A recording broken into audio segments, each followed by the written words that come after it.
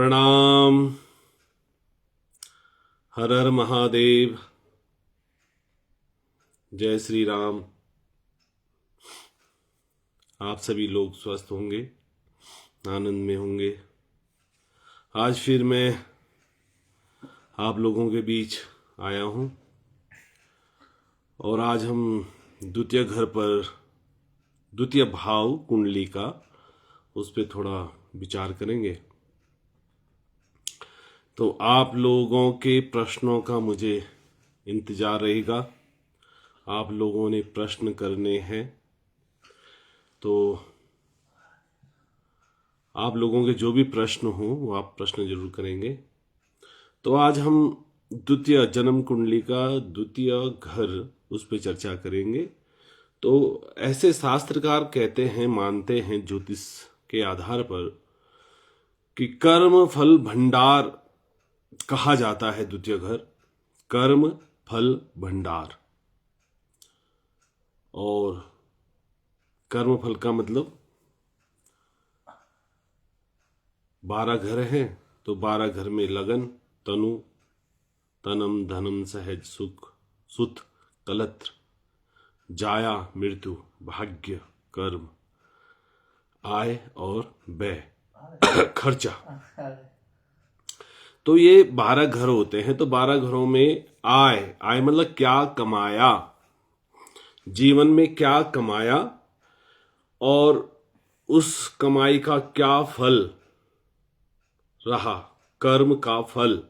तो कर्म का फल द्वितीय घर देता है, तो इसीलिए उसे कर्म फल भंडार भी कहा जाता है, कर्म फल भंडार।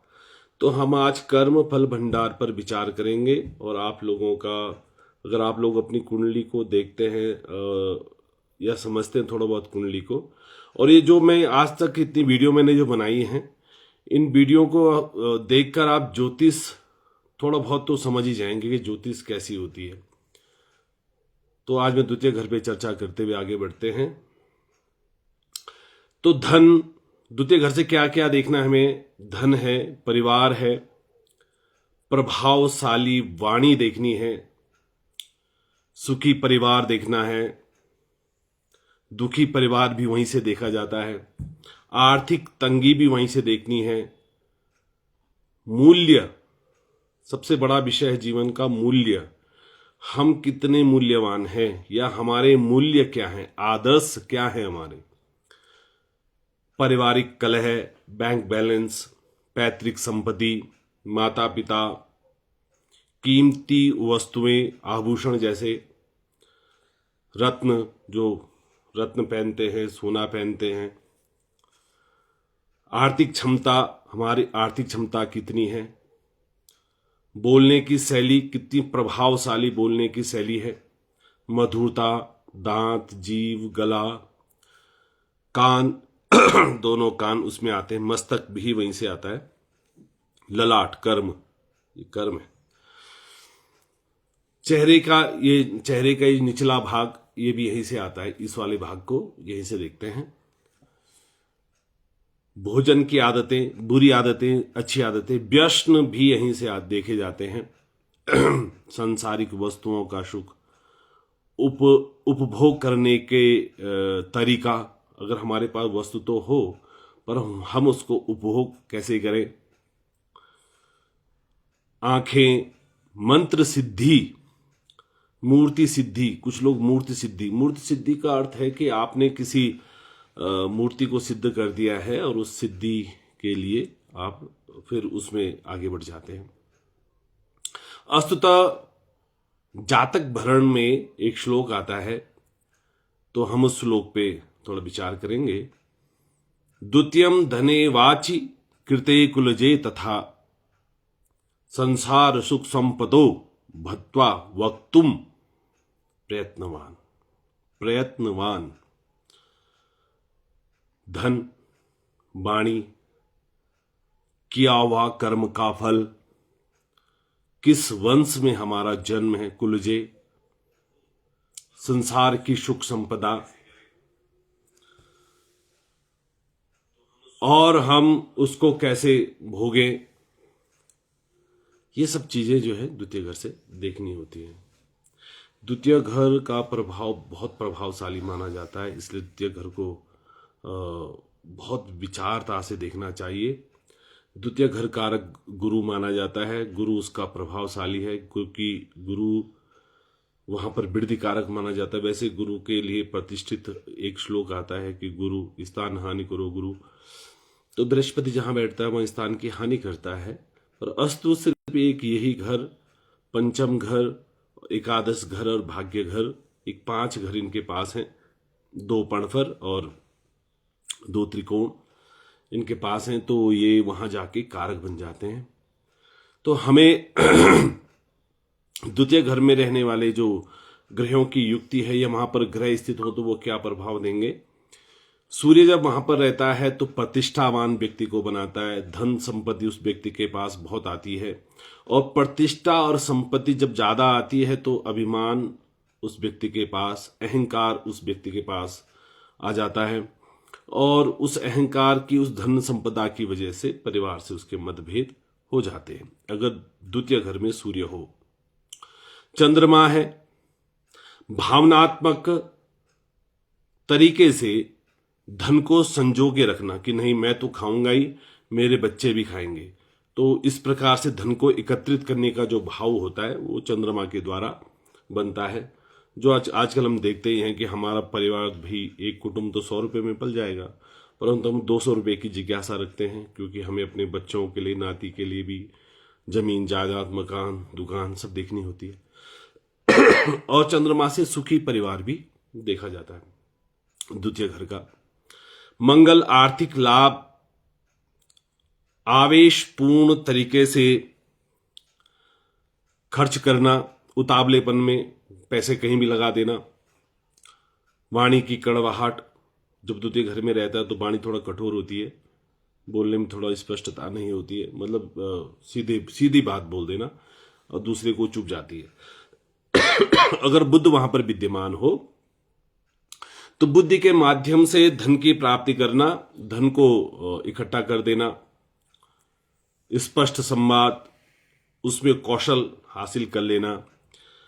मुझे किसी को कोई बात बोलनी है तो वो बात वो सुने और इतनी स्पष्टता से और इतने अच्छे शब्दों का चयन करते हुए हम बोलें कि वो हमारी बात को सहजता से सुन ले। ये द्वितीय घर में बुद्ध होने की रजनीश, जिसके हम ओशो भी कहते हैं, ओशो जो कि द्वितीय घर में बुद्ध था और उच्च का था, इस वजह से वो अपनी वाणी के द्वारा उन्होंने हजारों लोगों को मोहित कर दिया था।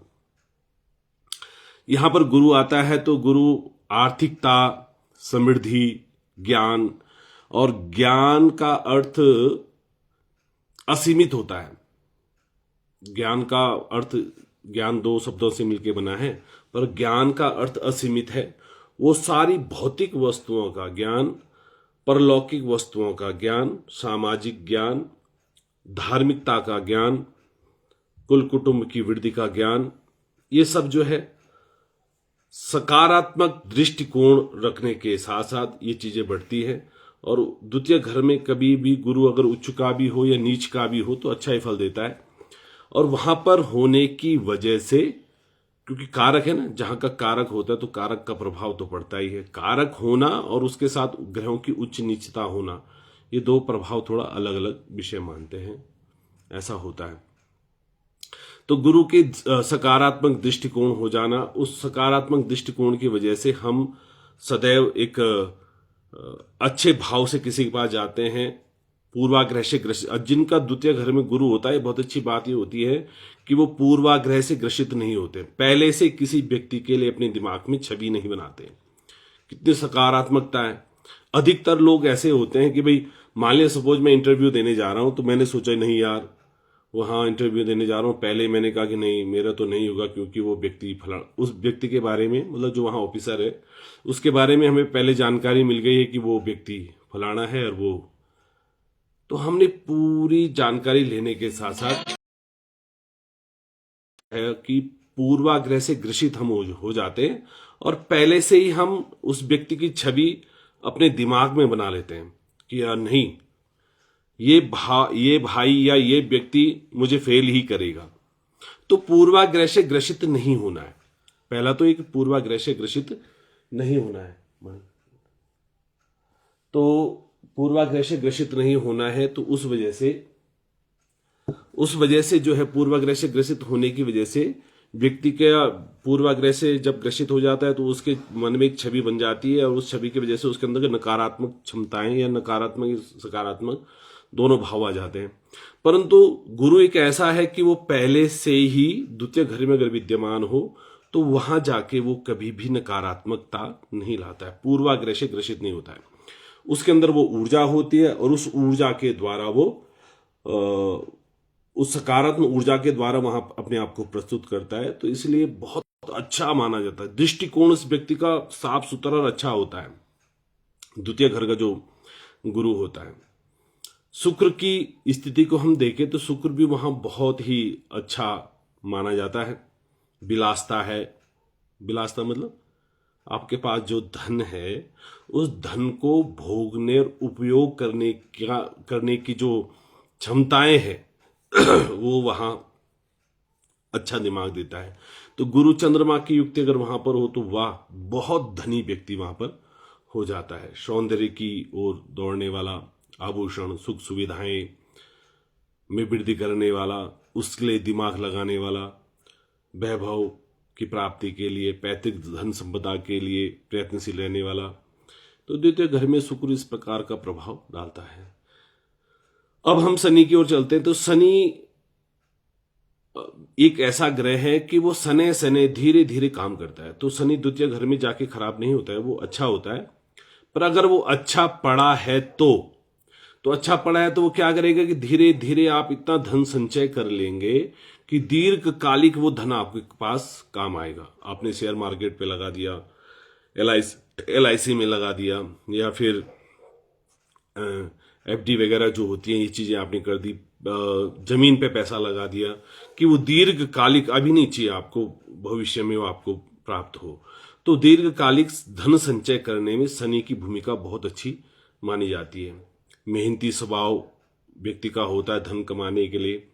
पर एक दुर्गुण शनि के साथ है कि द्वितीय घर में जब भी शनि किसी का अच्छा हो चाहे बुरा हो, परिवार से उसका अलगावात बना रहता है, परिवार से वो दूरियां बनी रहती, परिवार से उसका वैमनस्य बना रहता है।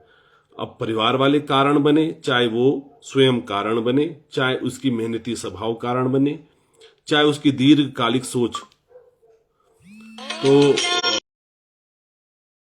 सोचिए प्रभाव डाले, तो ये शनि के साथ प्रभाव देखा जाता है। तो शनि में सबसे दुर्गुणता यही है कि वहां पर अलगावाद फैल जाता है परिवार कुटुंब के लिए, और शनि चंद्रमा की युक्ति कान के लिए परेशानी बन जाती है, दिमाग विकसित कर देता है। शनि राहु हो तो व्यक्ति 50 योग में आने से बहुत जल्दी मूर्छा या भूत लग गया, भूत प्रेत जैसे लगते हैं, उसके बाद वो चेष्टाएं करना, ऐसा भी हो सकता है, ये संभावनाएं भी देती हैं। द्वितीय घर का राहु हो तो राहु के साथ तो आप जानते हैं कि वो घटनाओं से संबंधित ग्रह है, तो वो धीरे धीरे अचानक धन लाभ भी देता है, धन की हानि भी कराता है। भौतिकवादी व्यक्ति होता है, अभी जियो, अभी करो, अभी खाओ, अभी पियो, आज के लिए सोचने वाला, अभी चलने वाला, जो ऐसे विचारों से चलते हैं। और भौतिकता के सुखों के लिए झुकाव भी बहुत ज्यादा होता है। पैतृक संपत्ति में अगर केतु और राहु ये दोनों कोई एक भी यहां बैठा हुआ है तो पैतृक संपत्ति में विवाद बहुत बनता है। और केतु का जो स्वभाव देखा जाए तो मंगल समकक्ष होता है, तो आप लड़ाई झगड़े में पैतृक संपत्ति के लिए लड़ाई झगड़ा करना आप देखते हैं कि दो भाई हैं, माँ बाप की जो प्रॉपर्टी होती है उसके लिए कितने लड़ाई झगड़े करते हैं, इसमें आप जानते ही हैं। सभी लोग, कुछ लोग अनुभव से गुजर रहे होंगे। तो द्वितीय घर बहुत बड़ा महत्व रखता है कर्म फल भंडारण में।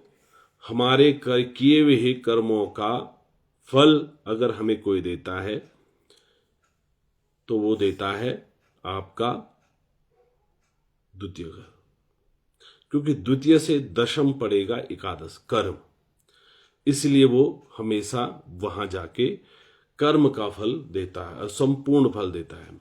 आप अच्छे कर्म करेंगे तो द्वितीयेश आपका बहुत अच्छा फल देगा। द्वितीयेश ये दुनिया जो है इसी प्रकार से द्वितीय अलग फल करता है, द्वितीयेश अलग फल करता है। और द्वितीय में होने वाली राशि, क्या ग्रह वहां पर पड़े हैं, क्या ग्रह वहां पर पड़े हैं। द्वितीय भाव 3 प्रकार के फल कहे गए हैं। एक द्वितीय भाव, उसका अभी मैं जो बता रहा हूं द्वितीय भाव का प्रभाव है। दूसरा, वहां पर राशि कौन सी है, मेष, वृश्चिक, मिथुन, कर्क, सिंह, कन्या, तुला आदि वृश्चिक, ये सब जो है वहां पर कौन सी राशि पड़ी है, एक उसका फल। और एक वो तीसरा फल आता है कि वहां पर ग्रह कौन सा पड़ा है, शत्रु, मित्र, नीच, ऊंच, दृष्टि, क्या योग वहां पर बन रहे हैं। तो ये मिश्रित फल प्राप्त होता है हमें, तब जाके हम कुंडली को देख पाते हैं। तो आप लोगों ने देखा तो आप लोग इसको शेयर जरूर करना है, फॉलो जरूर करना है, कमेंट्स जरूर करना है। और छोटे भाई कैलाश मणि जी, आप भी स्वस्थ रहें, आनंद में रहें। स्वयं दीप दशमाणा जी, आचार्य भुला, बहुत विद्वान आदमी आप हैं, प्रणाम भुला, सब स्वस्थ होंगे। तो ये जो मैं बोलता हूँ ये मेरे हिसाब से जो ज्योतिष से संबंधित लोग होंगे, जो ज्योतिष को समझते होंगे, उन लोगों की जल्दी समझ में आएगा। और मैंने पहले भी कहा है कि कुछ लोग ऐसे हैं, हो सकता है जिनकी समझ में ना आ रहा हो, तो वो प्रश्न जरूर करें। प्रश्न करेंगे कि आपकी समझ में आ रहा है कि नहीं आ रहा है, तो मैं इसको और सरलीकरण करूंगा और अच्छा करूंगा। द्वितीय घर से एक बहुत बड़ा विषय मैं आपको बता रहा हूं, शायद कोई जानकारी ना दे आपको। द्वितीय घर कुटुंब का कारक है ना, परिवार का कारक है। तो परिवार किससे है, परिवार के कारक कौन कौन है। परिवार का कारक है सभी लोग जो परिवार से जुड़े हुए रहते हैं, उसमें माता, पिता, भाई, बंधु, पुत्र, पत्नी, पत्नी के ससुराल वाले, मामा पक्ष, चाचा, ताऊ, ये सब लोग आते हैं कुटुंब में। तो आप यहां से भी संतान के विषय को देख सकते हैं। पंचम, नवम, लगन, द्वितीय घर और जैमिनी के सिद्धांत को आप देखेंगे, पढ़ेंगे तो जैमिनी जी कहते हैं कि चौथा घर भी संतान, क्योंकि सुख है वो, तो सुख घर, आप मतलब प्रत्येक घर अपने आप में इतना सक्षम है कि वो सब एक घर को बलवान बना दो। कुंडली में एक ही घर आपका बलवान हो तो वो आपको राजा बना देगा और वो सब कुछ दे देगा वहां से।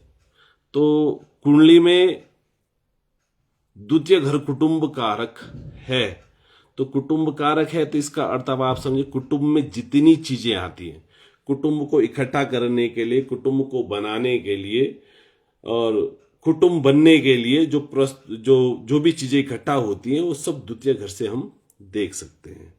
तो प्रणाम, जय हिंद, जय भारत। आपको इसको शेयर करना है, फॉलो करना है, कमेंट्स करना है।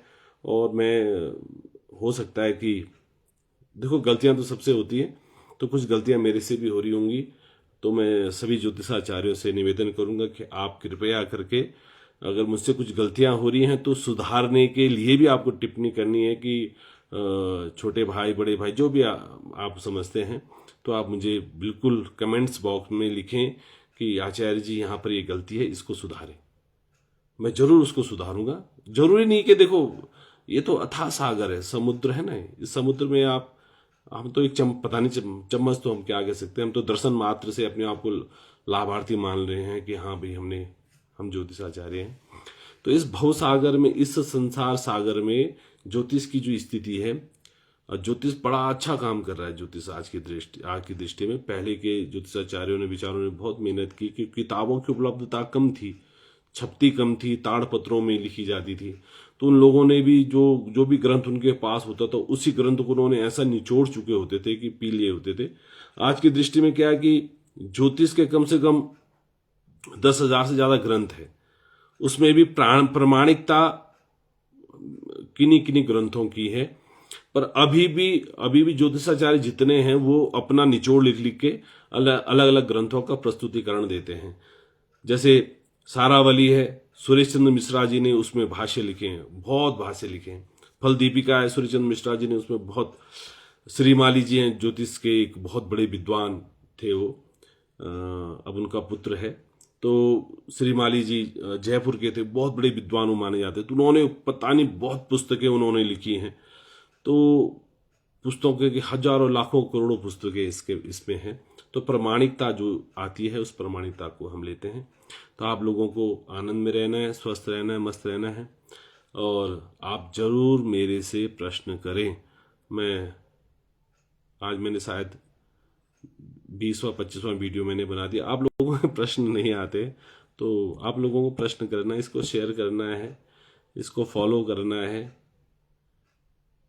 अरे क्या मालूम हम भी वायरल, मतलब प्रसिद्ध हो जाएं, है ना। तो बड़े भाई साहब मोहन चंद नौटियाल जी, प्रणाम भाई जी, आप स्वस्थ होंगे बच्चों के सहित। तो अब यहाँ पर मैं क्षमा चाहूँगा कि मैं रखूँगा फ़ोन को। तो आप लोग स्वस्थ रहें, इस वीडियो को जरूर, और इसमें आपको लिखना है कि आपको अच्छा लग रहा है कि बुरा लग रहा है, या आप ऊपर चले जाते हैं। तो प्रणाम, स्वस्थ रहना है ना। ठीक है, प्रणाम, हरि हर महादेव।